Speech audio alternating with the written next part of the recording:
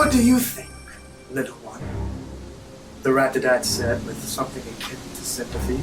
The little snail squeaked affirmatively, and the Rat-a-tat used the Stazar knife to lop a paw clean off, which he then deftly picked up and threw into a large, ornate bowl. See? What a gentleman! He did not need to raise his voice, but everyone was listening. Cooperation from those who want to continue their joyless and free lives on Stazar. He looked around, his eyes swimming in silver, at all the captured lesser ones, of which there were just over a dozen. Voluntary consent, he wagged his finger, is your only chance to go home.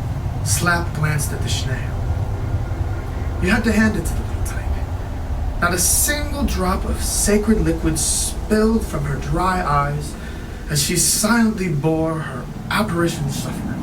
Of course, if I had that many legs, I might be heroic too. The blood had already stopped flowing from her severed limb. Durstone's reputation as a hemostatic was well founded. Slap made up his mind that under no circumstances would he scream. The Great walked slowly back to him and gave him an inquisitive look, one eyebrow slightly raised. What about the tail? Came the same drunken voice from afar. Through the bloody haze in his eyes, the Schwein could see the Rat-a-tat grimacing in displeasure. Who dared yell that? And then a roar of pain came from the same direction as the yell. That'll sober him up. The man leaned down and said in a confidential whisper, addressing Slap as if they were old friends.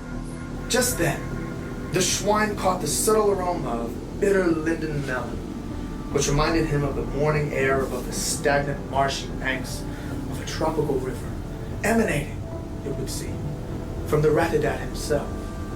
I know how this sort of chatter can be a distraction, he sighed. Then, stroking the Schwein's cold snout with a hot white finger, he slowly began to walk in a circle, talking to each of the lesser ones in turn, receiving a series of affirmative answers, filling the bowl with various body parts. No more voices came from the distance. After some time, everything merged into one long, nightmarish episode for the Schwein.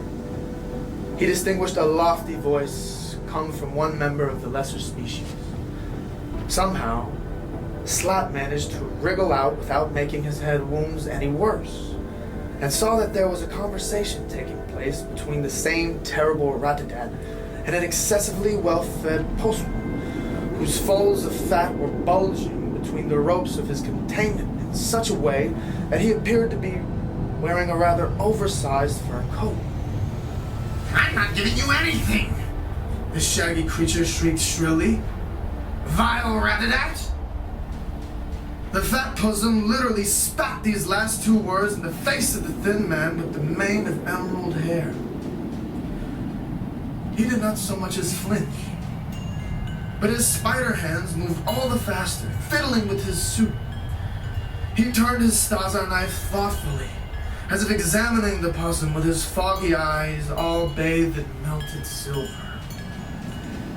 To his horror, Slap smelled a suffocating wave of maroon glaze mixed with the tart stench of fauted ambergris and other subtler scents, as if the producer of these smells was of such high status that he had no need to smell pleasant. The Schwein knew exactly what this meant, and quickly closed his eyes, only opening them after a few minutes when the terrible, frenzied cries had subsided. The possum was hanging on the ropes in a bloody mass, having been stripped of his fur coat like a freshly skinned hara. Slap could see translucent white bones where the muscular cover had been torn off along with the skin and fur. When the Schwein had stopped gagging, he looked down to see Brachiosaurus scale, boots. His tormentor had returned to continue their conversation.